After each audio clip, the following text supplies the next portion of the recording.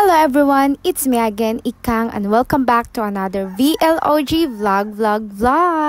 So for today's video nga pala ay ito yung nangaligo kami sa Lambingan Falls dahil sobrang init nga ng Pilipinas ngayon at masarap ngang magtugsaw-tugsaw ug maghumul-humul sa bugnaw na tubig. Amazing! At perfect nga naman ang Lambingan Falls ngayong mainit ang panahon.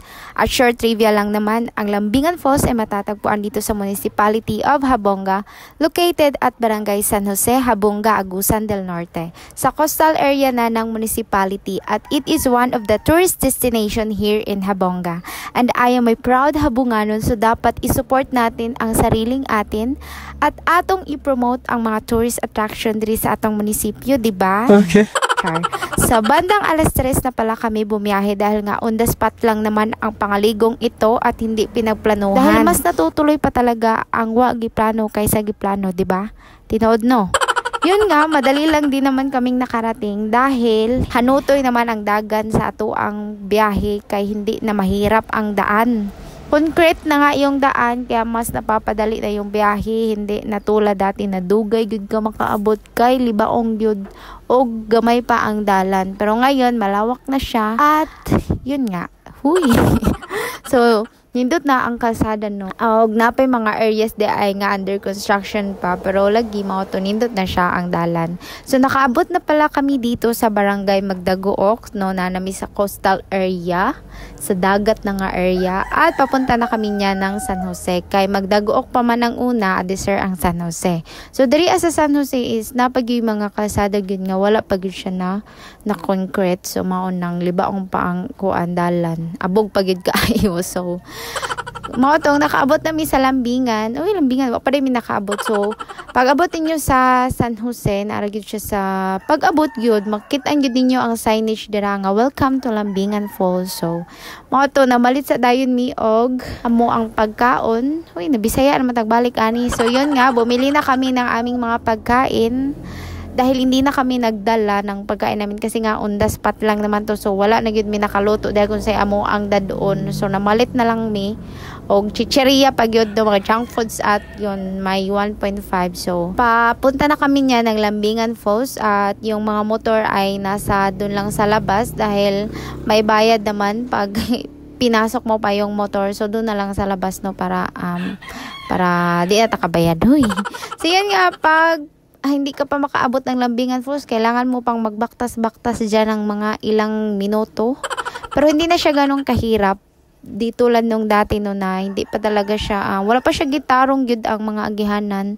Nang lisod pa siya kaayo. So karon ay inayos na nila at yun nga, maganda na dito guys. So alik ka mo diri, soroy ka mo diri sa Habonga. Huy. So katong mga wa gilambing sa lang uyab diri mos Lambingan Falls kay na diri gyud ninyo ma-realize nga asa mo nagkuwang. Huy. So yun nga, nagbayad na kami ng entrance guys. So mag-logbook sa adisir magbayad og entrance. Ang entrance is 20 pesos pero ang amuan na lang kay tag 15 kay mga 4 naman mi nakaabot diri og 5 lang gyud siya dapat diri guys mag-stay. So 5 ra gyud taman no, alas 5 ra sa hapon. So yun nga, gihangyo na lang namo si ante nga tag 15 na lang may kay mao lagi mga langanan man. Sugot magpa si ante no. So yun. Nangaon na dayon mi din ha kay unsa pa may langanan, sa pa may dugayan nato, kain na tayo ng ating mga gipang dala. Kay aron di na ta madugay. So tugsaw dayon no, largo o tugsaw na ng budget diha pero yes aday hatag diha ang sinsilyo kay basing mabasa. So yun, wa nakabantay nga layom-layo man po ni diri nga area. So nindot jud kayong tubig diri, promise legit kaayo. Karang grabe gyud kaigang niya, gusto ka mohumol og bugnaw nga tubig. So perfect yun ni kaayo ni diri agay sa Lambingan Falls. Amazing. Ang buti nga gitawag po ning Lambingan Falls, explanation daw be nga nung Lambingan Falls ning pangalan ani. So mo ra siya, daghan pa inday nangaligo dito na pag-adto namo. So nindot jud kaayo guys. Sige tag balik-balik sa nindot kay legit man gyud pod na nindot.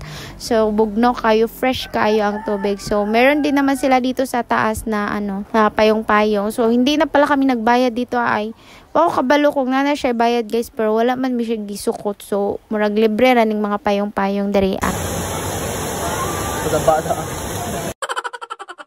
Maligo na tayo dahil ilang na lang minuto na lang yung natitira at tayo ay mapapaalis na.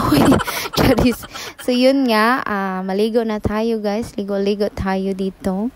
So nindot na siya karon no, kay ila na siyang gi-enhance. Gi-enhance. So gipanindot gyud nila kaayo kay sa una dili pa niing ani guys, numingaw pa gyud ni siya diri ug di pa siya ngani kanindot. So mao to manguli na mi guys kay alas 5 na. Nabta na mig alas 5 ug ang uban na nga ligo. So nagidungan na mig pagawas ana.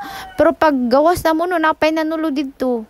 Ambot lang kung gitugtan pa to sila kay alas 5 naman. So yun, manguli na mi guys, and that's it for today's video. Thank you for watching. Bye.